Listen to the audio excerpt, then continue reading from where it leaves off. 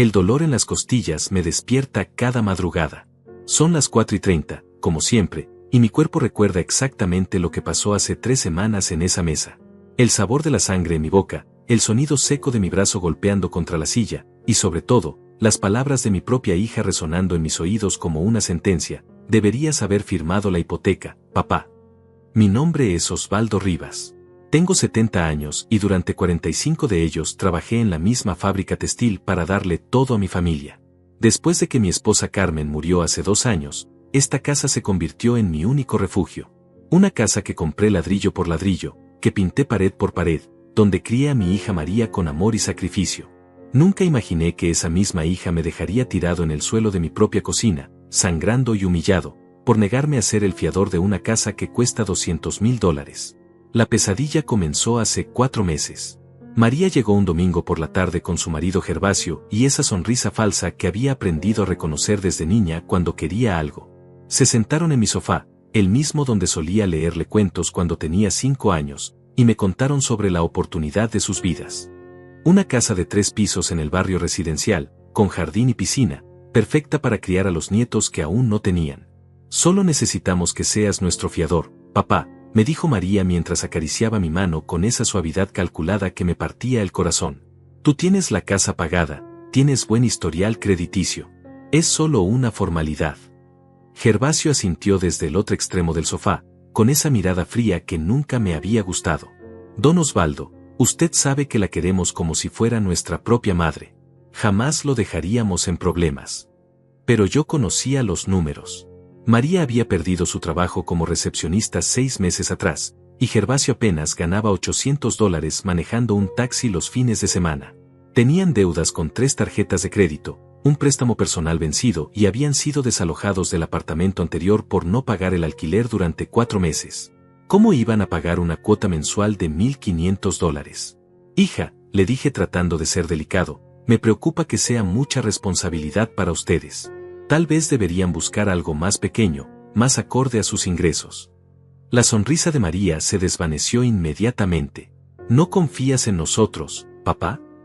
No es eso, María, es que... ¿Sabes qué?, interrumpió Gervasio poniéndose de pie. Creo que su papá no quiere vernos progresar, mi amor. Prefiere que sigamos viviendo como pobres. Esa noche se fueron sin despedirse. Pensé que el tema había quedado ahí, que entenderían mi posición. Pero me equivoqué terriblemente. Lo que siguió fueron semanas de llamadas diarias, visitas sorpresa y una presión psicológica que me fue consumiendo lentamente. María llegaba cada 2 días con diferentes excusas. Que necesitaba usar la lavadora, que quería cocinar para mí, que extrañaba pasar tiempo juntos. Pero cada conversación terminaba igual, con el tema de la hipoteca. Me mostraba fotos de la casa en su teléfono, me hablaba de los nietos que tendría, de lo felices que serían si yo los ayudaba. Es tu única hija, papá, me decía mientras preparaba café en mi cocina. ¿No quieres verme feliz? Gervasio era más directo. Aparecía sin avisar los fines de semana y se quedaba viendo televisión en mi sala durante horas, haciendo comentarios sobre lo solitario que me veía, lo triste que debía ser vivir solo en una casa tan grande. Don Osvaldo, me dijo un sábado mientras bebía una de mis cervezas sin permiso, usted ya vivió su vida. Ya se compró su casa, ya crió a su hija. Ahora es nuestro turno. ¿No le parece justo? La presión se intensificó cuando comenzaron a traer documentos. Primero fue solo para que los viera, después para que los leyera con calma, y finalmente llegó el día en que pusieron los papeles sobre mi mesa del comedor y Gervasio puso una pluma al lado. Es muy simple, don Osvaldo. Solo son 3 firmas y ya está. Ni siquiera tiene que leerlo todo. Mis manos temblaron cuando tomé los documentos. Era un laberinto de letras pequeñas y términos legales que no entendía completamente, pero una cosa estaba clara: si María y Gervasio no pagaban, yo perdería mi casa. La casa donde nació mi hija, donde murió mi esposa, donde pensaba vivir mis últimos años en paz. No puedo firmarlo, susurré. El silencio que siguió fue ensordecedor. María me miró como si hubiera pronunciado las palabras más crueles del mundo. ¿Cómo que no puedes?, preguntó con una voz que no reconocí. No puedo arriesgar la casa, hija. Es todo lo que tengo. Es todo lo que tienes, gritó Gervasio golpeando la mesa. Pero nosotros no tenemos nada. Vivimos de prestado, en cuartos alquilados, sin futuro. María comenzó a llorar. No eran lágrimas de tristeza, sino de rabia pura. 45 años trabajé para ti, papá. 45 años sacrificándome para que tuvieras todo. Y ahora que necesito tu ayuda, me das la espalda. María, por favor, entiende. No, me interrumpió. Tú no entiendes. Somos tus únicos familiares. Cuando te mueras, la casa va a ser nuestra de todos modos. ¿Por qué no nos ayudas ahora que podemos disfrutarla juntos? Sus palabras me atravesaron como cuchillos. ¿Cuándo había empezado a verme como un obstáculo? ¿Cuándo había comenzado a contar los días hasta mi muerte para heredar lo que había construido con mis propias manos? Esa noche, después de que se fueron dando un portazo, me quedé sentado en mi cocina hasta el amanecer. El silencio de la casa me aplastaba, pero era preferible al veneno que había empezado a respirar cada vez que venían a visitarme. No sabía que lo peor apenas comenzaba. Los siguientes días fueron un infierno silencioso. María había cambiado por completo la dinámica de nuestras visitas. Ya no llegaba con sonrisas falsas ni palabras dulces. Ahora aparecía con Gervasio como si fuera un soldado en una misión, decidida a quebrar mi resistencia por cualquier medio necesario. El martes siguiente llegaron a las 8 de la mañana. Yo apenas había terminado de desayunar cuando escuché la llave girando en la cerradura. Sí, María tenía una copia de las llaves desde que Carmen murió, pero nunca la había usado para invadir mi privacidad de esta manera. Buenos días, papá, dijo entrando directamente a la cocina sin saludarme con un beso como siempre hacía. Gervasio la siguió cargando 2 bolsas de supermercado que dejó sobre mi mesa sin preguntarme nada. Trajimos algunas cosas para limpiar este desastre, anunció Gervasio mirando alrededor con desprecio. Esta casa necesita una renovación urgente. No entendía de qué hablaba. Mi casa estaba limpia y ordenada. Todos los días me levantaba temprano para barrer, lavar los platos y mantener todo en su lugar. Era mi rutina desde que Carmen partió, mi manera de mantener la cordura. ¿Qué desastre?, pregunté confundido. María comenzó a caminar por la cocina, abriendo gabinetes y cajones sin mi permiso. Papá, mira estas ollas. Están oxidadas. Y estos platos están desportillados. No puedes vivir así. Tomó mi cafetera, la misma que usaba desde hace 15 años, y la examinó como si fuera basura. Esto se ve terrible. Huele a rancio. Esa cafetera funciona perfectamente, protesté tratando de quitársela de las manos. Carmen y yo compramos esa.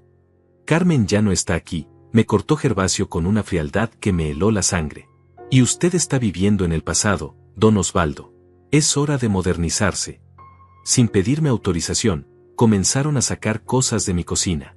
Primero fueron los utensilios que consideraban viejos, después los platos que tenían pequeñas imperfecciones, luego las tazas que no hacían juego con el nuevo set que habían traído. Esperen, les grité cuando María tomó la taza azul claro que Carmen usaba para el té todas las tardes. Esa taza no se toca. ¿Esta cosa?, preguntó María sosteniéndola como si fuera un objeto repugnante. Está manchada y tiene una grieta. Es antihigiénica. Es de tu madre. Mi madre está muerta, papá. Y aferrarte a estos trastos no la va a traer de vuelta. La tiró a la bolsa de basura con tal desprecio que sentí como si hubiera profanado la memoria de Carmen. Quise protestar, pero Gervasio se interpuso entre la bolsa y yo. Don Osvaldo, necesita entender que estamos haciendo esto por su bien. Una persona de su edad no debería vivir rodeado de antigüedades rotas. Durante las siguientes 3 horas convertirán mi cocina en un campo de batalla. Reemplazaron mis cosas con artículos baratos que habían comprado sin consultarme, platos de plástico blanco, vasos desechables, cubiertos de acero inoxidable que no tenían ningún peso en las manos. Todo lo que había acumulado durante décadas de matrimonio terminó en bolsas negras que Gervasio cargaba hasta su auto. Ahora sí parece una cocina moderna, declaró María admirando su obra destructiva. ¿No te parece mejor así, papá? Miraba mi cocina irreconocible y no podía responder. Habían borrado 40 años de memorias en una mañana. El lugar donde Carmen preparaba sus famosos tamales los domingos, donde celebrábamos los cumpleaños de María, donde desayunábamos juntos todas las mañanas antes de ir al trabajo, ahora parecía la cocina impersonal de un hotel barato. ¿Por qué hicieron esto?, susurré finalmente. Porque te amamos, respondió María acercándose con esa voz condescendiente que usas con un niño pequeño. Y queremos que vivas mejor. Pero para eso necesitas cooperar con nosotros. Ahí estaba de nuevo. El tema de la hipoteca escondido detrás de cada gesto aparentemente bondadoso. Los jueves se convirtieron en el día de limpieza. Llegaban temprano y se apoderaban de diferentes áreas de mi casa, decidiendo que merecía quedarse y que debía ser actualizado. Mis libros viejos fueron reemplazados por revistas de decoración. Mi radio de mesa, donde escuchaba las noticias todas las mañanas, fue cambiado por un aparato digital que no sabía cómo usar. Es Bluetooth, don Osvaldo, me explicó Gervasio como si fuera idiota. Mucho mejor que esa reliquia que tenía. Pero la reliquia había sido un regalo de Carmen por nuestro 20º aniversario. Tenía grabado en la parte trasera, para que escuches música y pienses en mí. Con amor, sé. Cuando protesté, María me miró con esa expresión de fastidio que había perfeccionado durante sus visitas. Papá, tienes que dejar de vivir en el pasado.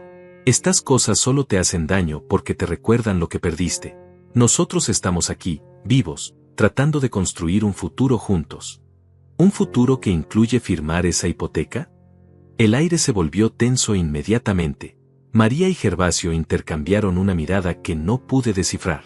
Todo se relaciona, don Osvaldo, dijo Gervasio lentamente. Si usted nos ayuda con la casa, podemos estar más tiempo juntos. Podemos cuidarlo mejor. Podemos ser una familia de verdad. La amenaza implícita era clara. Si no cooperaba, estas visitas bondadosas se convertirían en algo mucho peor. El viernes de esa semana llegaron con una sorpresa que me destrozó el corazón. María cargaba una caja de cartón y tenía esa sonrisa forzada que había aprendido a temer. Papá, encontramos algo maravilloso en el ático, anunció dejando la caja sobre mi mesa del comedor. Pensamos que era hora de que decidieras qué hacer con esto. Abrí la caja y mi respiración se cortó. Eran las fotografías familiares que habíamos guardado durante décadas. Fotos de María de bebé, de nuestros aniversarios, de las navidades, de los cumpleaños, de cada momento importante de nuestras vidas. Mira cuántas están repetidas, dijo María sacando fotos y poniéndolas en diferentes pilas. Y estas están amarillas. Y estas están borrosas. No tiene sentido guardar tanta basura.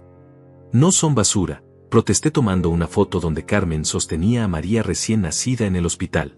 Son nuestros recuerdos. Los recuerdos están en nuestro corazón, papá, no en pedazos de papel viejo. Gervasio se acercó y tomó una fotografía de nuestra boda. Carmen se veía radiante en su vestido blanco sencillo, y yo llevaba el único traje que pude permitirme en esa época. Don Osvaldo, ¿no le parece un poco enfermizo aferrarse tanto a una mujer que ya no está? Debería pensar en los que sí estamos aquí. Sentí una rabia que me subía desde el estómago hasta la garganta. Devuélveme esa foto. Tranquilo, dijo Gervasio levantando las manos en un gesto burlón.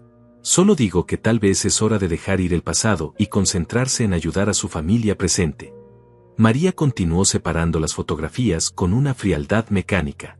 De cientos de fotos, seleccionó apenas una docena que consideró dignas de conservar. El resto fue directo a una bolsa de basura. Ya está, anunció satisfecha. Ahora tienes las mejores fotos en un álbum pequeño y manejable. Mucho más práctico. Esa noche, después de que se fueron, saqué la bolsa de basura y traté de rescatar las fotografías.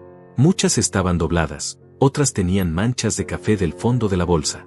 Mientras las limpiaba una por una con cuidado, entendí que esto no era amor familiar. Era tortura psicológica disfrazada de cuidado. Estaban borrando sistemáticamente todo lo que me daba identidad, todo lo que me conectaba con quien había sido antes de convertirme en un obstáculo para sus planes. Querían convertirme en un hombre vacío, sin pasado, sin referencias, completamente dependiente de su presencia y dispuesto a firmar cualquier papel con tal de mantener una conexión humana. El sábado llegaron más temprano que nunca. Esta vez traían bolsas de pintura. Vamos a renovar la sala, papá, anunció María como si fuera una sorpresa maravillosa. Este color está muy deprimente. Las paredes de mi sala eran de un color crema suave que Carmen había elegido porque hacía que el espacio se viera más amplio y acogedor. Habíamos tardado 3 fines de semana en pintar toda la casa cuando la compramos, trabajando juntos, riéndonos cuando nos manchábamos las manos, soñando con los años que pasaríamos ahí. No quiero que pinten mi sala.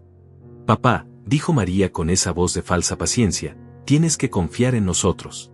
Sabemos lo que es mejor para ti. Pero yo sabía que esto no tenía nada que ver con mejorar mi casa. Era sobre control. sobre demostrarme que ya no tenía voz ni voto en mi propio hogar. Mientras extendían los plásticos por el suelo y abrían las latas de pintura gris oscuro que habían elegido sin consultarme, me di cuenta de algo aterrador: me estaban preparando para la rendición total. Cada objeto que removían, cada recuerdo que destruían, cada cambio que imponían, era un paso más hacia el momento en que estaría tan vacío y tan solo que firmar esa hipoteca parecería la única manera de recuperar algo de amor familiar. El problema era que su plan estaba funcionando. La tercera semana fue cuando entendí que ya no era dueño de mi propia vida. María y Gervasio habían establecido un horario de visitas que no me consultaron. Llegaban los lunes, miércoles y viernes a las 8 de la mañana, y los fines de semana a cualquier hora que se les ocurriera. Mi casa se había convertido en su proyecto personal, y yo era apenas un estorbo que toleraban mientras ejecutaban sus planes.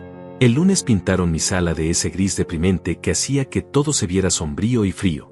El miércoles decidieron que mi dormitorio necesitaba aire fresco y cambiaron las cortinas que Carmen había cosido a mano por unas persianas metálicas baratas que hacían ruido cada vez que las tocaba el viento. El viernes fue el turno del comedor. «Papá, esta mesa está muy rayada», declaró María pasando el dedo por la superficie de madera donde habíamos cenado en familia durante tantos años. «Y estas sillas están tambaleándose. Es peligroso para una persona de tu edad». La mesa tenía marcas, sí. La quemadura pequeña donde Carmen había apoyado una olla caliente por accidente. La mancha de vino de la Nochebuena cuando María tenía 15 años y derramó su copa mientras reía por un chiste que conté. Los rayones que dejamos cuando ayudé a María con sus tareas de matemáticas, presionando muy fuerte con el lápiz sobre el papel. «No está rayada», protesté. «Tiene historia». «Tiene daños», corrigió Gervasio cargando una de las sillas hacia la puerta. «Y nosotros no podemos permitir que se lastime por aferrarse a muebles en mal estado». Trajeron una mesa de plástico blanco y 4 sillas plegables metálicas. El tipo de mobiliario que ves en las oficinas gubernamentales o en los comedores de caridad. Funcional, frío, completamente desprovisto de personalidad. «¿No te parece más moderno?», preguntó María sentándose en una de las sillas nuevas que chirrió bajo su peso. «Y es mucho más fácil de limpiar». Me senté en la silla de enfrente e inmediatamente sentí la diferencia. La mesa vieja tenía la altura perfecta para mis brazos, las sillas se ajustaban a mi espalda después de años de uso. Esta mesa nueva era demasiado baja, las sillas demasiado rígidas. Era como estar comiendo en el escritorio de un niño. «No me gusta», admití. «Te acostumbrarás», respondió María con una finalidad que no admitía réplica. «Como te acostumbraste a la cocina nueva y a la sala nueva». Pero no me había acostumbrado a nada. Cada mañana me despertaba en una casa que se sentía menos mía. Buscaba mi cafetera vieja y recordaba que había sido reemplazada por una máquina complicada que no sabía usar. Quería escuchar las noticias en mi radio de mesa y encontraba ese aparato digital que necesitaba conexión a internet para funcionar. Intentaba sentarme en mi sillón favorito y descubría que lo habían cambiado por un sofá modular incómodo que María había insistido que era mejor para mi espalda. La cuarta semana decidieron atacar mi closet. Llegaron el miércoles con bolsas de ropa nueva y esa expresión determinada que había aprendido a temer. «Papá, tu ropa está muy vieja», anunció María abriendo las puertas de mi armario y examinando mis camisas colgadas. «Algunas tienen agujeros, otras están desteñidas. No puedes andar por ahí como un indigente». Tomó mi camisa de cuadros rojos, la que usaba los domingos para ir al parque a alimentar a las palomas. Tenía un pequeño agujero en el codo, pero por lo demás estaba en perfectas condiciones. «Esta está horrible», declaró arrugando la nariz como si oliera mal. «¿Cuándo fue la última vez que te compraste ropa nueva?» No podía recordarlo. Desde que Carmen murió, no había sentido la necesidad de comprar nada. Tenía suficientes camisas, pantalones y zapatos para durar el resto de mi vida. ¿Para qué gastar dinero en ropa cuando apenas salía de casa? «La ropa no se compra solo cuando se necesita», me explicó Gervasio sacando mis pantalones y examinándolos como un inspector de calidad. «Se compra para mantener la dignidad personal. Y francamente, don Osvaldo, su apariencia está afectando cómo nos ven a nosotros cuando salimos juntos». Ahí estaba la verdad. No les importaba mi comodidad o mi bienestar. Les daba vergüenza ser vistos conmigo tal como era. Durante las siguientes 2 horas, mi closet fue completamente vaciado. Ropa que había usado durante años, camisas que Carmen me había regalado en navidades pasadas, pantalones que había comprado para ocasiones especiales, todo fue metido en bolsas negras sin ninguna consideración. «Esto es lo que te trajimos», dijo María mostrándome 3 bolsas del supermercado llenas de ropa nueva. Camisas básicas, pantalones básicos, ropa interior básica. Todo en tu talla. La ropa era genérica, sin personalidad, del tipo que compras en los almacenes de descuento.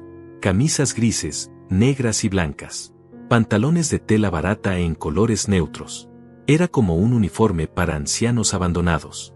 ¿Y mi chaqueta deportiva? Pregunté buscando la chaqueta azul oscuro que usaba cuando tenía que ir al banco o a citas médicas importantes. Esa cosa vieja y arrugada, rió Gervasio. Don Osvaldo, esa chaqueta pasó de moda hace 20 años. Ahora la gente usa ropa más casual, más cómoda. Me dieron una sudadera gris con capucha. El tipo de prenda que usan los adolescentes para ir al gimnasio. Esto no es apropiado para un hombre de mi edad, protesté. ¿Apropiado para quién?, preguntó María cruzándose de brazos. Papá, ya no trabajas. No tienes compromisos sociales. No tienes reuniones importantes. ¿Para qué necesitas ropa elegante? Sus palabras me golpearon como cachetadas.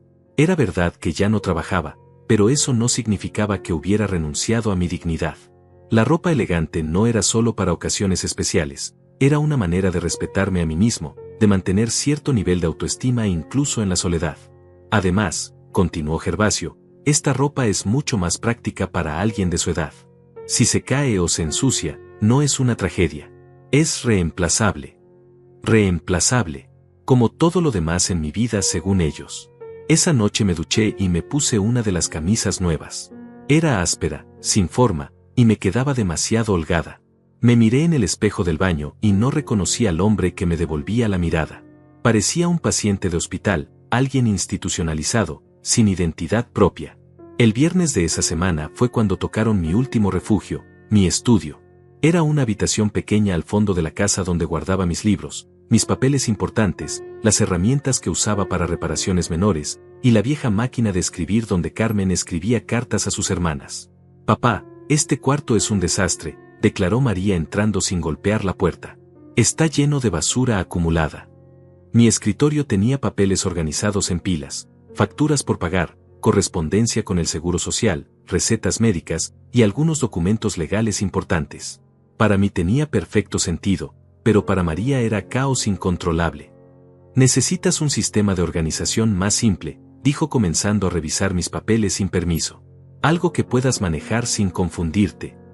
Gervasio se dirigió directamente a mi estante de libros. Don Osvaldo, ¿cuándo fue la última vez que leyó alguno de estos libros? Tenía razón en que había pasado tiempo sin leer. Desde la muerte de Carmen, las letras se me hacían borrosas por las noches y no tenía la concentración de antes. Pero esos libros representaban una vida entera de aprendizaje. Novelas que había disfrutado, manuales técnicos de mi trabajo, libros de historia que me fascinaban, incluso algunos de poesía que Carmen me había regalado. Los libros ocupan mucho espacio y juntan polvo, declaró Gervasio comenzando a bajarlos del estante. Una persona de su edad debería simplificar su entorno. No toquen mis libros, grité con una desesperación que me sorprendió a mí mismo. María se detuvo y me miró con esa expresión de falsa preocupación que había perfeccionado. Papá, ¿por qué te alteras tanto?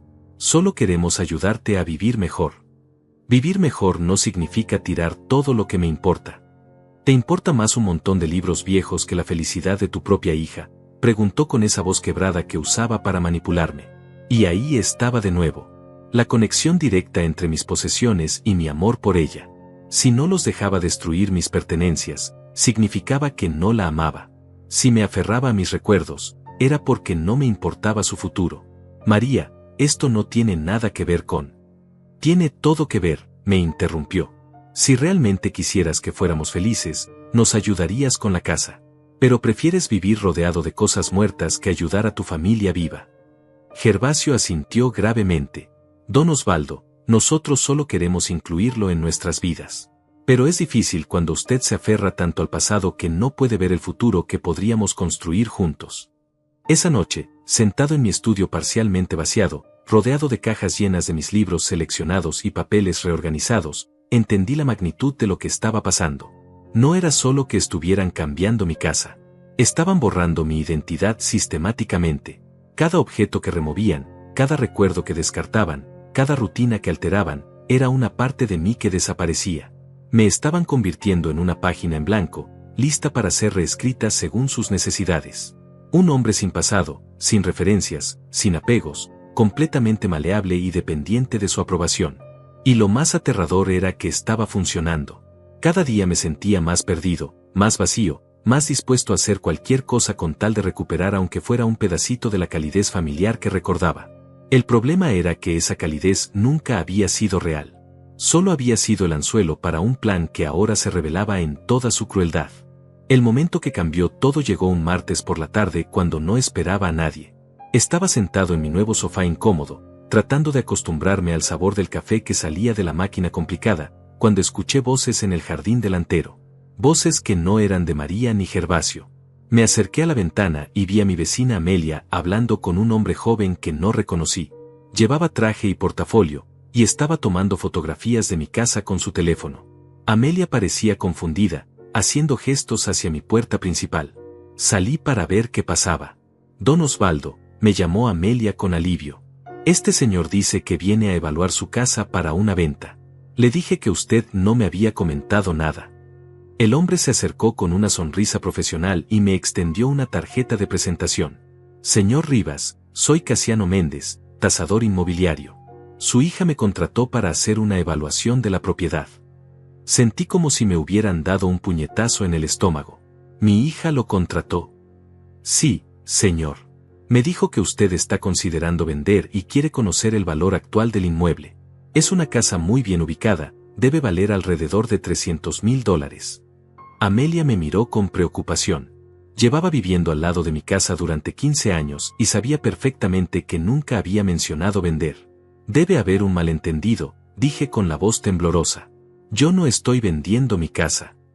Casiano consultó sus papeles con confusión. Pero su hija María fue muy específica.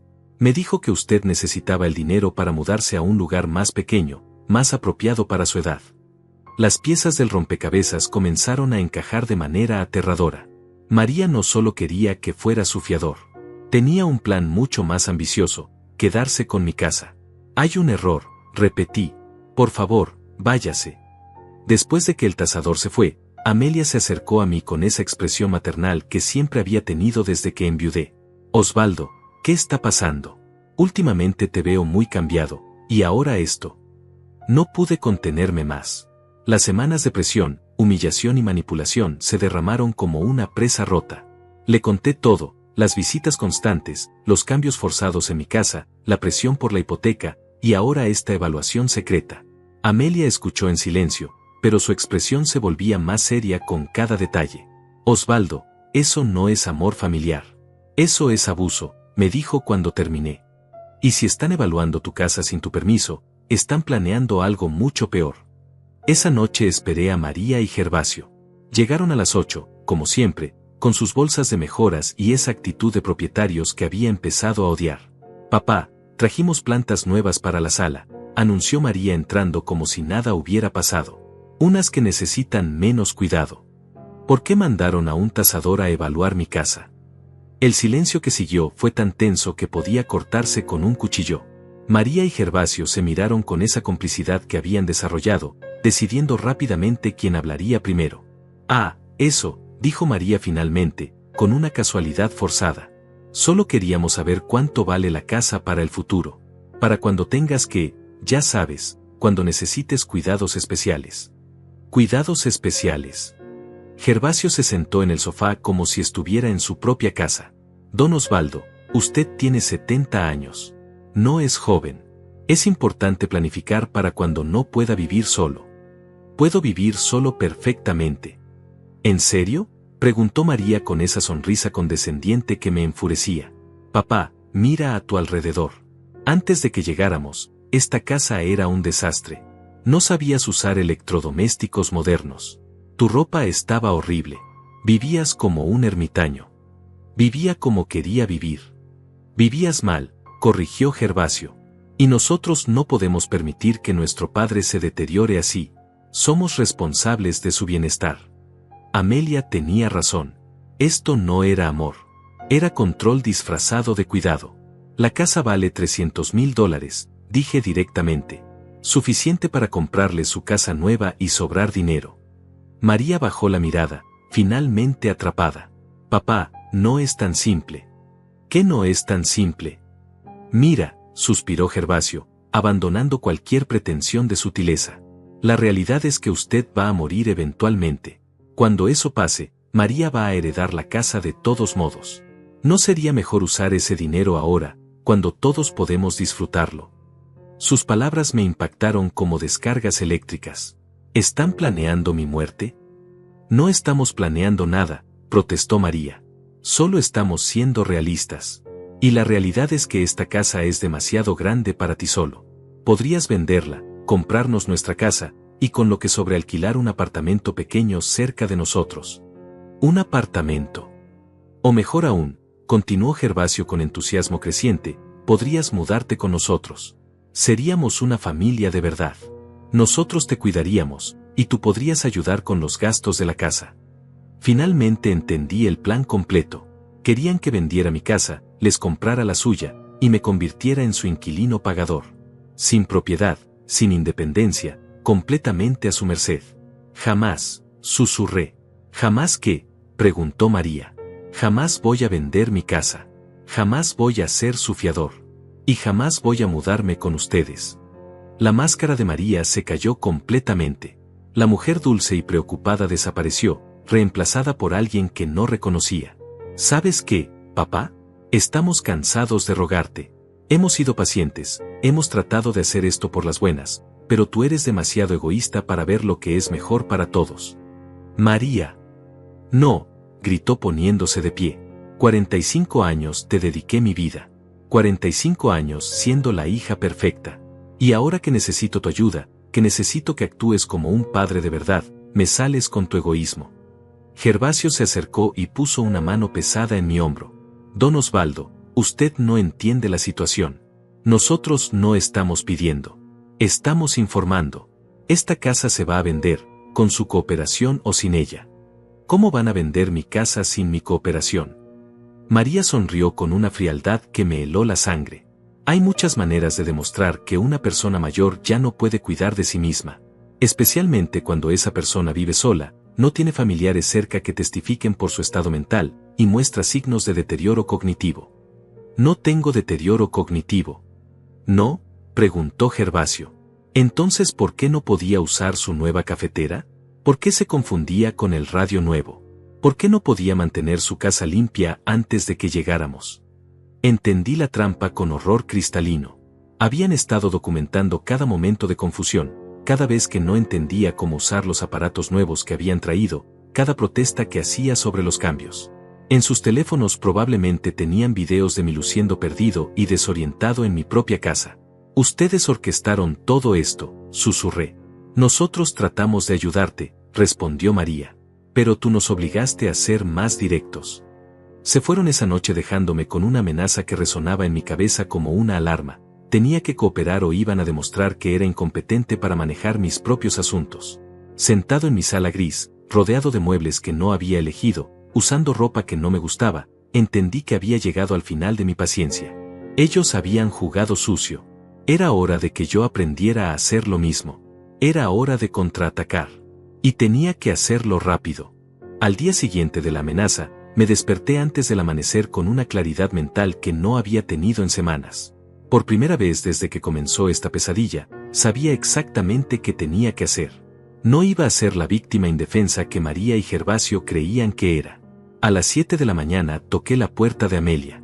Mi vecina abrió en bata, preocupada por verme tan temprano. Osvaldo, ¿qué pasa? Necesito tu ayuda, le dije directamente. Y necesito que esto quede entre nosotros. Amelia me invitó a pasar y preparó café mientras le expliqué la amenaza de la noche anterior. Sus ojos se llenaron de indignación cuando le conté sobre el plan de declararme incompetente. Eso es criminal, murmuró. Osvaldo, tienes que denunciar esto. No tengo pruebas. Es mi palabra contra la de ellos, y soy un hombre de 70 años viviendo solo. ¿Quién me va a creer? Amelia reflexionó por un momento. Entonces necesitamos conseguir pruebas. Exactamente. Y para eso necesito que me hagas un favor. Le pedí que llamara a su sobrino Eusebio, que era abogado especializado en derecho familiar. Amelia no hizo preguntas, simplemente marcó el número. Eusebio, soy tu tía Amelia. Necesito que vengas urgentemente a mi casa. Es sobre el señor Osvaldo, mi vecino. Sí, es una emergencia legal. Una hora después, Eusebio tocó la puerta. Era un hombre de unos 65 años, calvo, con anteojos y esa seriedad profesional que inspiraba confianza inmediata. Señor Rivas, me dijo después de escuchar toda la historia, lo que me describe constituye abuso financiero y psicológico hacia adultos mayores. Es más común de lo que la gente cree, especialmente cuando los perpetradores son familiares. ¿Qué puedo hacer? Primero, necesitamos documentar todo. Cada amenaza, cada manipulación, cada intento de presión. Segundo, necesitamos demostrar que usted está completamente competente mental y físicamente para manejar sus asuntos. Eusebio sacó una grabadora digital de su portafolio. ¿Está dispuesto a grabar conversaciones con su hija y su yerno? Es legal. En esta jurisdicción, sí, siempre que usted sea parte de la conversación. Y dado que están amenazando su bienestar, tenemos bases legales sólidas. Pasamos la siguiente hora planificando la estrategia. Eusebio me explicó cómo usar la grabadora, qué preguntas hacer para conseguir que admitieran sus planes, y cómo documentar cualquier amenaza adicional. Señor Rivas, quiero que entienda algo, me dijo antes de irse. Esto va a ser difícil emocionalmente. Va a escuchar a su propia hija decir cosas que lo van a lastimar. Pero es la única manera de protegerse. Entiendo. Una cosa más. A partir de ahora, no esté solo con ellos. Siempre que vengan, llame a Amelia para que esté presente como testigo. Esa tarde, cuando llegaron María y Gervasio, estaba preparado. La grabadora estaba oculta en el bolsillo de mi camisa, y había llamado a Amelia con la excusa de que viniera a revisar una gotera imaginaria en mi cocina. «Papá, ¿qué hace Amelia aquí?», preguntó María con irritación. Le pedí que revisara un problema con las tuberías, respondí naturalmente. Gervasio frunció el ceño. «Don Osvaldo, necesitamos hablar en privado sobre lo de anoche». «Podemos hablar aquí», dije firmemente. Amelia es prácticamente de la familia. María y Gervasio intercambiaron miradas incómodas, pero se sentaron en el sofá.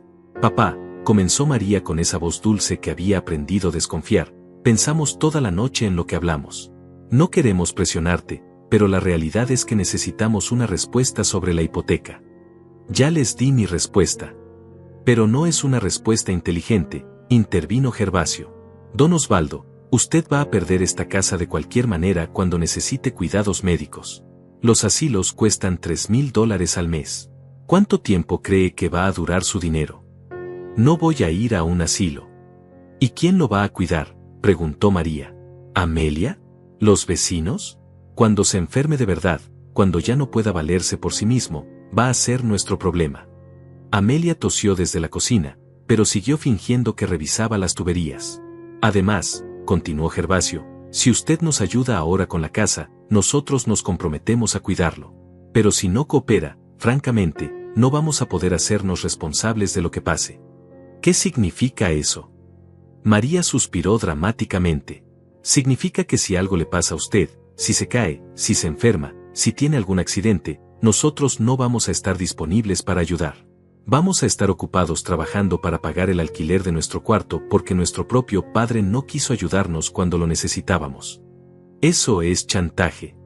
«Eso es realidad», respondió Gervasio. «Don Osvaldo, usted no puede obligarnos a sacrificar nuestro futuro por su terquedad. Si no quiere ser parte de nuestra familia, entonces vamos a formar nuestra propia familia sin usted». La conversación continuó durante media hora. Con cada minuto, María y Gervasio se volvían más directos sobre sus intenciones. Admitieron que habían consultado con un abogado sobre cómo obtener poder legal sobre mis finanzas. Confirmaron que habían estado documentando mis confusiones con los aparatos nuevos. Incluso mencionaron que tenían un psicólogo dispuesto a evaluar mi competencia mental por $500. «Lo que no entiende, don Osvaldo», dijo Gervasio con una frialdad que me erizó la piel, «es que nosotros vamos a conseguir esa casa de una manera u otra. La cuestión es si usted quiere cooperar y mantener algo de dignidad, o si prefiere que hagamos esto por la fuerza». «¿Por la fuerza?». «Existen procedimientos legales para proteger a ancianos que ya no pueden tomar decisiones racionales», explicó María. «Especialmente cuando viven en condiciones insalubres, no pueden cuidar de sí mismos, y muestran signos de deterioro mental. Después de que se fueron, Amelia y yo escuchamos la grabación completa. Teníamos todo, las amenazas, los planes de manipulación legal, la admisión de que habían estado documentando evidencia falsa, y la confirmación de que pensaban usar procedimientos de tutela fraudulentos. Osvaldo, me dijo Amelia con admiración, los tienes. Esa noche llamé a Eusebio y le envié la grabación por correo electrónico. Su respuesta llegó una hora después. Excelente trabajo. Mañana iniciamos las acciones legales preventivas. Por primera vez en semanas, dormí profundamente. Había pasado de ser la víctima a ser el cazador. María y Gervasio creían que me tenían acorralado, pero no sabían que ahora yo tenía todas las cartas. El juego había cambiado completamente, y esta vez las reglas las iba a poner yo. Los siguientes días fueron los más tensos de mi vida, pero también los más esperanzadores. Eusebio había presentado una solicitud de medida cautelar para proteger mis bienes y mi integridad física, basándose en las grabaciones que habíamos conseguido. Pero necesitábamos más evidencias para garantizar que María y Gervasio no pudieran acercarse a mí nunca más. Señor Rivas, me explicó Eusebio durante nuestra segunda reunión secreta en casa de Amelia, las grabaciones son excelentes, pero necesitamos demostrar un patrón de comportamiento. Una sola conversación podría ser interpretada como un malentendido familiar. ¿Qué necesita que haga? Necesito que los provoque a ser más explícitos. Que hablen sobre el dinero, sobre sus planes específicos para la casa, sobre las amenazas. Mientras más detalles consigamos, más sólido será nuestro caso. Amelia, que se había convertido en mi cómplice más valioso, sugirió algo brillante. ¿Y si Osvaldo finge que está considerando cooperar? Que les diga que quiere escuchar su propuesta completa antes de decidir. Perfecto, aprobó Eusebio. Eso los va a hacer bajar la guardia y revelar sus verdaderas intenciones. El miércoles siguiente, cuando llegaron para su visita rutinaria, los recibí con una actitud completamente diferente. En lugar de resistencia, mostré cansancio y derrota. María, Gervasio, les dije con voz débil, he estado pensando en lo que me dijeron. Tal vez tengan razón.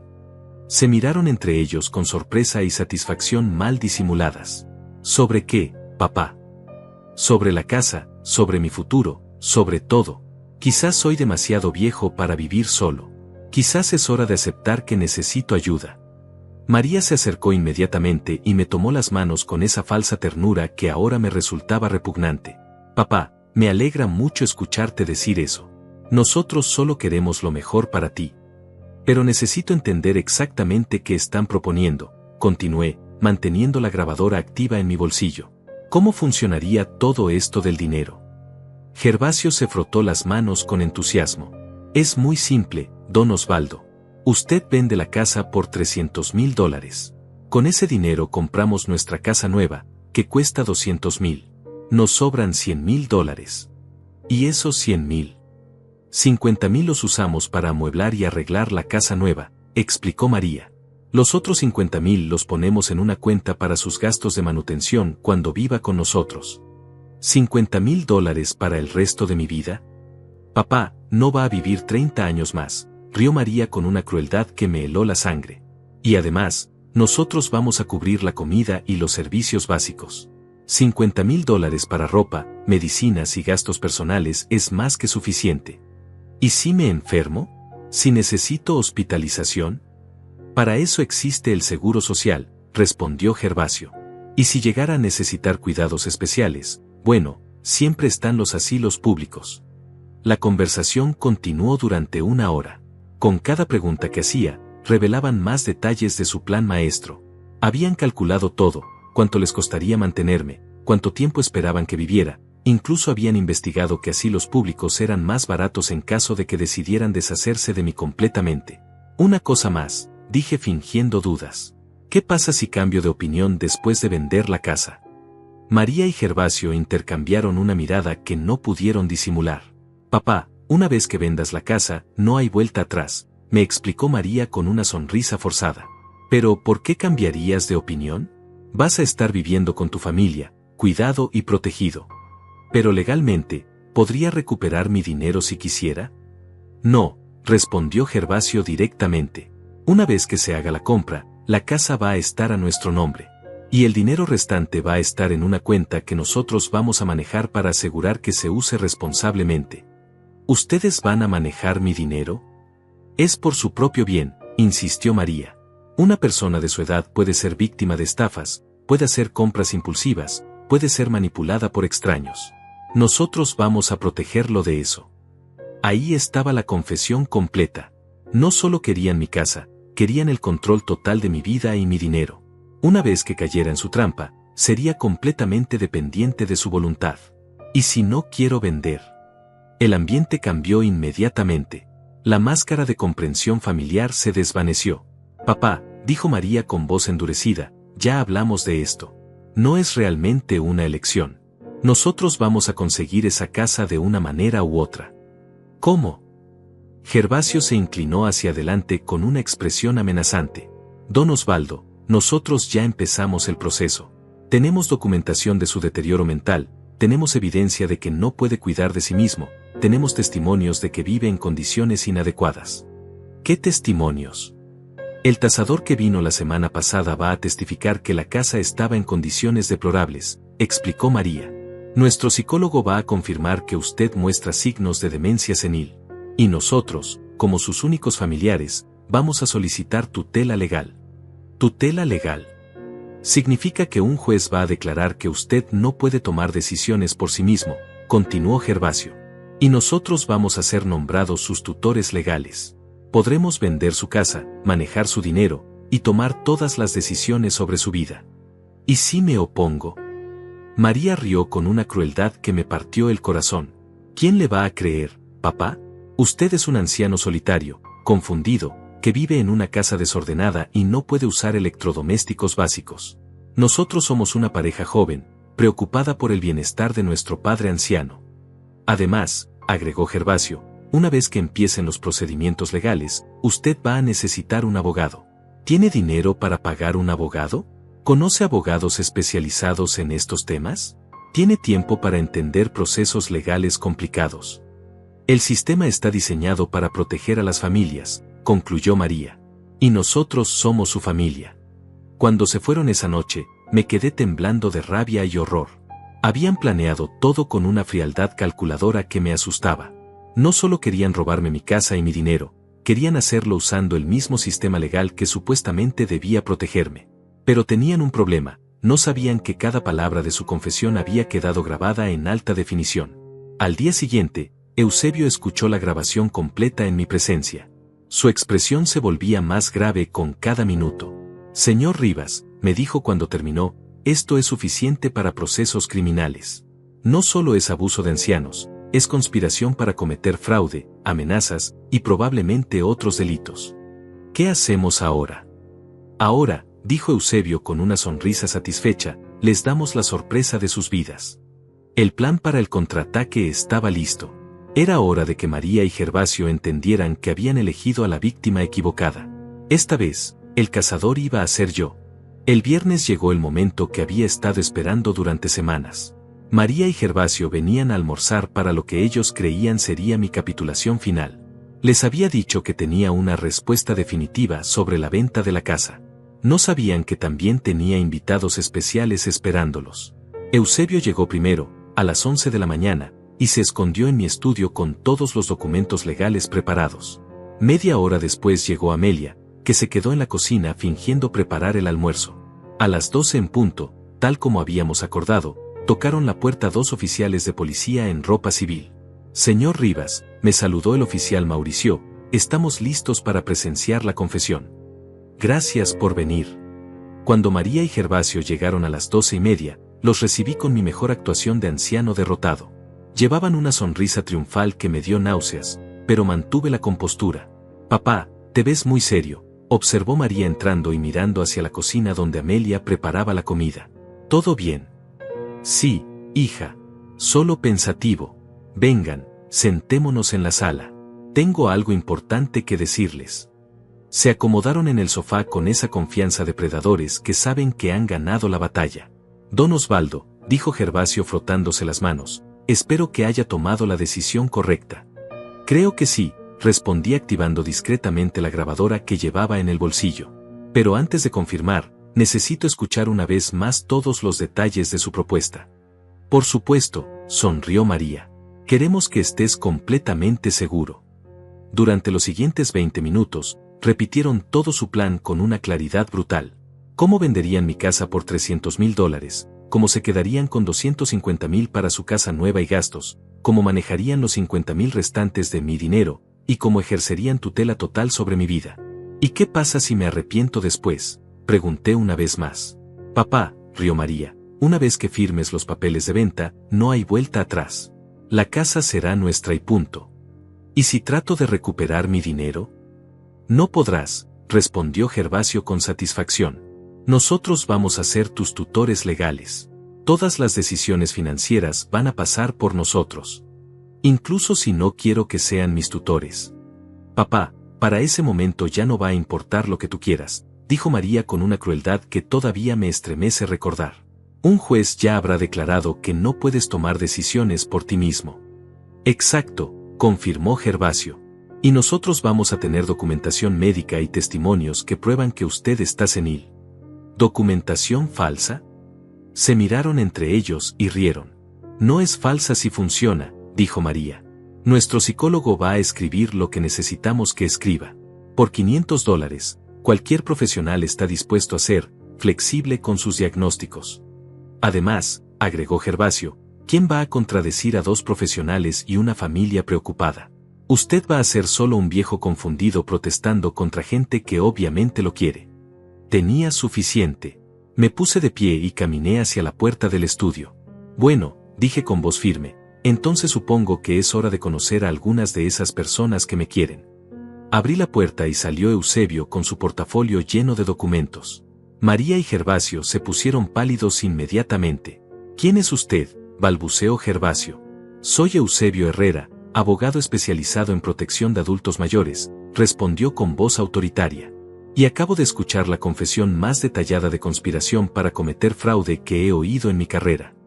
No sé de qué habla, murmuró María, pero su voz temblaba. Eusebio activó una grabadora digital que había estado funcionando desde el estudio. Tengo grabadas 3 conversaciones donde ustedes admiten planear la obtención fraudulenta de tutela legal, el soborno de profesionales médicos, y la apropiación de bienes por valor de $300,000. Amelia salió de la cocina con los 2 oficiales de policía. María Rivas y Gervasio Mendoza, anunció el oficial Mauricio mostrando su identificación, están bajo arresto por conspiración para cometer fraude, abuso de adultos mayores y amenazas. Esto es una trampa, gritó Gervasio poniéndose de pie violentamente. Ese viejo nos tendió una trampa. Ese viejo, corrigió Eusebio fríamente, es una persona competente que se defendió legalmente de una conspiración criminal. María me miró con una expresión de odio puro que me confirmó que nunca había sentido amor real por mí. Papá, ¿cómo pudiste hacernos esto? Somos tu familia. La familia no conspira para robar y manipular, respondí con una calma que me sorprendió. La familia no amenaza. La familia no miente. Tú no entiendes, gritó mientras los oficiales les ponían las esposas. Nosotros necesitábamos esa casa. Tenemos deudas. No tenemos opciones. Tenían la opción de trabajar honestamente, les dije. Tenían la opción de pedirme ayuda sin amenazas. Tenían la opción de aceptar mi negativa con respeto. Gervasio intentó resistirse cuando lo esposaron. Esto no va a quedar así. Vamos a contratar abogados. Vamos a demostrar que usted está senil. ¿Con qué dinero van a contratar abogados?, preguntó Eusebio con ironía, si según acaban de confesar, están completamente endeudados. Los oficiales se los llevaron mientras gritaban amenazas y protestas. Cuando se cerró la puerta, la casa quedó en un silencio que no había experimentado en meses. Un silencio de paz, no de soledad. Amelia me abrazó con lágrimas en los ojos. Osvaldo, lo lograste. Lo logramos, la corregí. Sin ti, nunca habría tenido el valor de hacer esto. Eusebio guardaba sus documentos con satisfacción profesional. Señor Rivas, les espera un proceso legal largo, pero con las evidencias que tenemos, van a enfrentar consecuencias serias. Esa noche, sentado en mi sala gris con muebles que no había elegido, entendí que había ganado algo más que una batalla legal. Había recuperado mi dignidad. Había demostrado que la edad no te convierte automáticamente en víctima. Pero sobre todo, había aprendido que a veces la familia de sangre no es tu verdadera familia. A veces tu verdadera familia son las personas que te respetan, te apoyan y te defienden sin esperar nada a cambio. Personas como Amelia. Personas como Eusebio. Personas que entienden que todos merecemos vivir con dignidad, sin importar nuestra edad. 3 semanas después del arresto de María y Gervasio, mi vida había tomado un rumbo que nunca imaginé posible. El proceso legal seguía su curso, ambos enfrentaban cargos serios y probablemente pasarían años en prisión. Pero yo ya no pensaba en ellos. Por primera vez en meses, estaba concentrado en reconstruir mi futuro. Lo primero que hice fue recuperar mi casa. Eusebio me ayudó a contratar una empresa de restauración que se especializaba en devolver hogares a su estado original. Fue doloroso ver cómo sacaban los muebles feos que María y Gervasio habían impuesto, pero cada objeto que salía me devolvía un pedazo de mi identidad. Señor Rivas, me dijo el supervisor de la restauración, encontramos algunas de sus pertenencias originales en el garaje. Parece que las guardaron en lugar de tirarlas. Mi corazón se aceleró cuando trajeron cajas llenas de mis libros, mi radio viejo, algunas fotografías que habían desaparecido, e incluso la taza de Carmen que creía perdida para siempre. Era como recibir regalos de Navidad de mi propia vida. Amelia me ayudó a repintar las paredes del color original. Trabajamos durante días, riéndonos como niños cuando nos manchábamos las manos, compartiendo historias de nuestras vidas mientras devolvíamos calidez a mi hogar. Osvaldo, me dijo mientras pintábamos la cocina, nunca te había visto tan animado como ahora. Tenía razón. Después de meses sintiéndome como un prisionero en mi propia casa, redescubrir mi espacio me llenaba de energía que creía haber perdido para siempre. Pero la verdadera sorpresa llegó cuando Eusebio me visitó con una propuesta inesperada. Señor Rivas, he estado pensando en su situación, me dijo sentándose en mi mesa de comedor restaurada. Usted demostró una fortaleza excepcional durante esta crisis. Y creo que podría ayudar a otras personas en situaciones similares. ¿Cómo? Trabajo con casos de abuso de adultos mayores todo el tiempo. La mayoría de las víctimas se sienten indefensas porque no saben que tienen derechos, que pueden defenderse. Su historia podría inspirar a otros. Me propuso que considerara hablar en centros comunitarios, hogares de ancianos y grupos de apoyo. Compartir mi experiencia para educar a otros adultos mayores sobre las señales de abuso familiar y sus opciones legales. No soy un orador público, protesté. No necesita serlo. Solo necesita contar su verdad. La idea me intimidaba, pero también me emocionaba. Después de sentirme inútil durante tanto tiempo, la posibilidad de ayudar a otros me daba un propósito que no había tenido desde mi jubilación. Mi primera charla fue en el centro comunitario del barrio. Esperaba una audiencia pequeña, pero el salón estaba lleno de personas mayores acompañadas por familiares y cuidadores. Cuando terminé de contar mi historia, una señora de 80 años se acercó con lágrimas en los ojos. Señor Rivas, mi hijo está haciendo exactamente lo mismo que su hija. Pensé que era normal, que tenía que aceptarlo porque soy vieja. Esa noche entendí que mi experiencia terrible había servido para algo importante. Había otros como yo, sufriendo en silencio, creyendo que la manipulación familiar era inevitable con la edad. Durante los siguientes meses, di charlas en 6 centros diferentes. Cada presentación me daba más confianza, y cada persona que se acercaba después para contarme su historia me confirmaba que había encontrado mi nueva misión en la vida. Amelia se convirtió en mi compañera de aventuras. Íbamos juntos a las charlas, a almorzar después, a caminar por el parque los domingos. Sin prisa, sin presión, una amistad que se profundizaba naturalmente con cada día que pasaba. «¿Sabes qué me gusta de ti, Osvaldo?», me dijo una tarde mientras bebíamos café en mi cocina restaurada. «Que nunca te rindes. A los 70 años, cuando la mayoría se resigna, tú decidiste luchar. Aprendí que la edad no te quita el derecho a defenderte. Y yo aprendí que nunca es tarde para encontrar nuevos amigos», sonrió. Económicamente, mi situación también mejoró. Eusebio me ayudó a organizar mis finanzas de manera que mis ahorros estuvieran protegidos legalmente contra futuros intentos de manipulación. Establecimos un fideicomiso que me garantizaba independencia de por vida. Señor Rivas, me explicó, ahora nadie puede presionarlo financieramente nunca más. Su casa, su dinero, sus decisiones están legalmente protegidos. Un día, mientras organizaba mi estudio restaurado, encontré una carta que Carmen me había escrito poco antes de morir. Era su letra temblorosa, pero el mensaje era claro. Osvaldo, promete que siempre te vas a defender. Promete que nunca vas a dejar que nadie te quite tu dignidad. Lloré leyendo esas palabras. pero fueron lágrimas de gratitud. Carmen había sabido que enfrentaría desafíos después de su muerte, y me había dado la fuerza para superarlos incluso desde el más allá. Esa noche llamé a Eusebio para preguntarle sobre María y Gervasio. Habían sido sentenciados a 3 años de prisión por fraude y abuso de adultos mayores. Tendrían antecedentes penales permanentes y una orden de restricción que les prohibía acercarse a mí. ¿Se arrepienten?, pregunté. Siguen culpándolo a usted, respondió Eusebio. Dicen que arruinó sus vidas por no ayudarlos. No me sorprendió. Algunas personas nunca entienden que las consecuencias de sus acciones no son culpa de sus víctimas. Mientras me preparaba para dormir en mi casa recuperada, rodeado de mis libros, mis fotografías y mis recuerdos restaurados, pensé en todo lo que había cambiado en pocos meses. Había perdido a una hija, pero había ganado una comunidad. Había enfrentado la traición, pero había descubierto una fortaleza que no sabía que tenía. Había estado al borde de perder todo, pero había terminado con más de lo que tenía antes. Mañana tenía otra charla programada, otra oportunidad de ayudar a alguien que podría estar pasando por lo mismo que viví. Por primera vez en años, tenía algo que esperar cada mañana. Han pasado 6 meses desde aquella noche en que María y Gervasio fueron arrestados en mi sala. Mientras escribo estas líneas, sentado en mi escritorio restaurado con la máquina de escribir de Carmen funcionando perfectamente, puedo ver por la ventana el jardín que Amelia y yo hemos estado cuidando juntos. Las flores que plantamos están floreciendo, como una metáfora perfecta de lo que ha sido mi nueva vida. Esta mañana recibí una carta del abogado de María. Después de 6 meses en prisión, finalmente quiere hablar conmigo. Dice que se arrepiente, que ahora entiende lo que hizo mal, que espera que algún día pueda perdonarla. La carta está llena de las mismas palabras manipuladoras que usaba cuando vivía libre, pero ahora las reconozco inmediatamente. No voy a responder. No porque sea cruel o vengativo, sino porque he aprendido que el perdón no significa permitir que las personas tóxicas regresen a tu vida.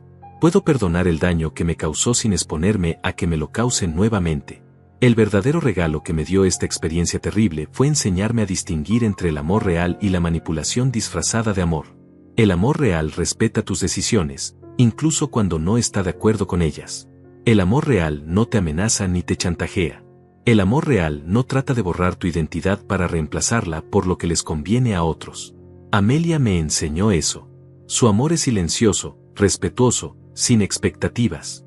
Viene a tomar café conmigo cuando tiene ganas, no cuando necesita algo. Me acompaña a mis charlas porque disfruta verme ayudar a otros, no porque espere algo a cambio. Respeta mis espacios, mis rutinas, mis decisiones, incluso las que no entiende completamente. Osvaldo, me dijo ayer mientras regábamos las plantas, ¿alguna vez te arrepientes de haber denunciado a María? Nunca, respondí sin dudar. Me arrepiento de no haberlo hecho antes. ¿No extrañas tener familia? Tengo familia, la miré directamente. Tengo una familia que elegí, que me eligió, que está basada en respeto mutuo y no en obligaciones de sangre. Eusebio se ha convertido en algo más que mi abogado.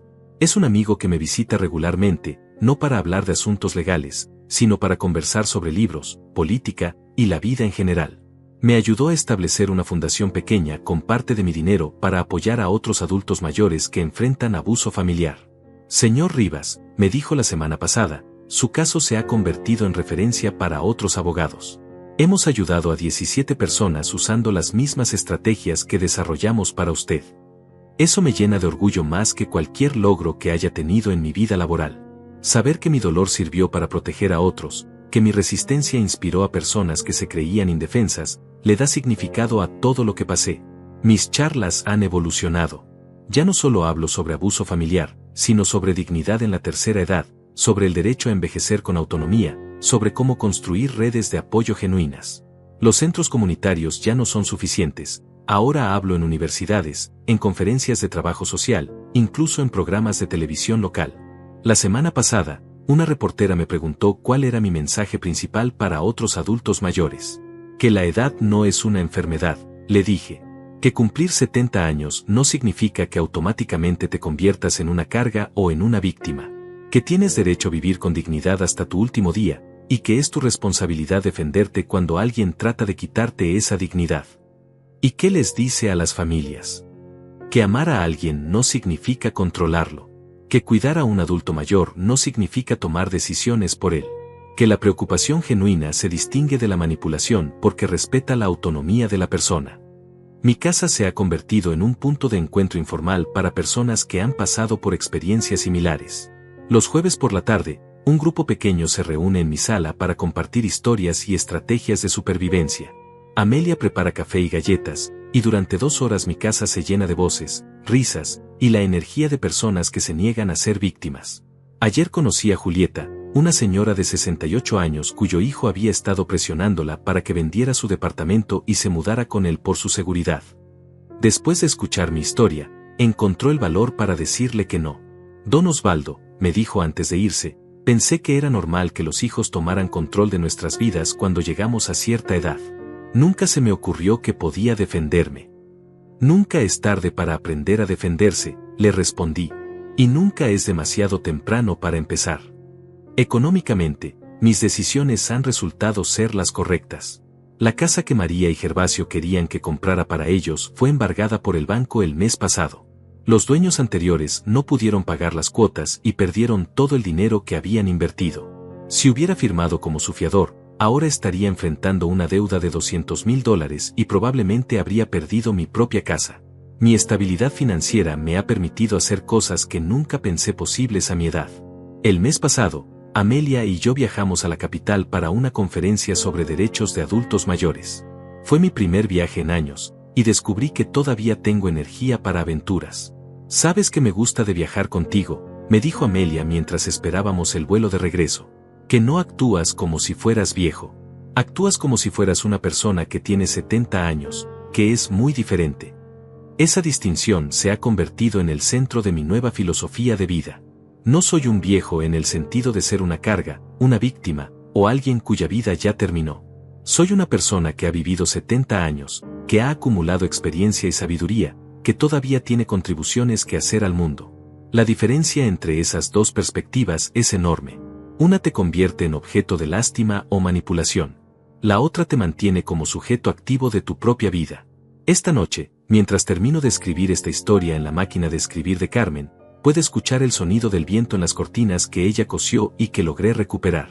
Mi casa huele a café recién hecho y a las flores que Amelia trajo esta mañana. En mi refrigerador tengo comida que elegí comprar, preparada como me gusta comerla. Pequeños detalles que parecen insignificantes, pero que representan algo fundamental: autonomía. Mañana tengo una charla en un hogar de ancianos donde, según me contó Eusebio, varios residentes están siendo presionados por familiares para firmar documentos que no entienden. Voy a llevarles mi historia, pero más importante, voy a llevarles el mensaje de que nunca es demasiado tarde para defenderse. También mañana, Amelia y yo vamos a plantar rosas en el jardín trasero. Carmen siempre quiso rosas, pero nunca encontramos el tiempo para plantarlas. Ahora, con la ayuda de una amiga verdadera, voy a cumplir ese último deseo de mi esposa. Cuando me preguntan si me siento solo sin María en mi vida, la respuesta es clara: me siento mucho menos solo ahora que cuando ella estaba manipulándome. La soledad verdadera no es estar físicamente solo. La soledad verdadera es estar rodeado de personas que no te respetan, que no te valoran, que solo te ven como un medio para conseguir lo que quieren. Ahora estoy rodeado de personas que me eligen, y a quienes yo elijo. Personas que entienden que la edad trae sabiduría, no debilidad. Personas que saben que los años vividos son logros, no derrotas. Al cerrar esta historia, quiero que quede claro que no la escribí para buscar lástima o para vengarme de María y Gervasio. La escribí porque creo que hay miles de adultos mayores pasando por situaciones similares, sintiendo que no tienen opciones, creyendo que deben aceptar el abuso porque así son las familias o porque ya están viejos. A esas personas les digo: tienen opciones, tienen derechos, tienen valor que va mucho más allá de lo que poseen materialmente. Y nunca, nunca es demasiado tarde para defenderse. La vida no termina a los 60, o a los 70, o a los 80. La vida continúa mientras tengamos la voluntad de vivirla con dignidad. Y cuando el sol se pone sobre mi jardín floreciente, rodeado del amor genuino de personas que me respetan, puedo decir con certeza absoluta: nunca es demasiado tarde para comenzar de nuevo.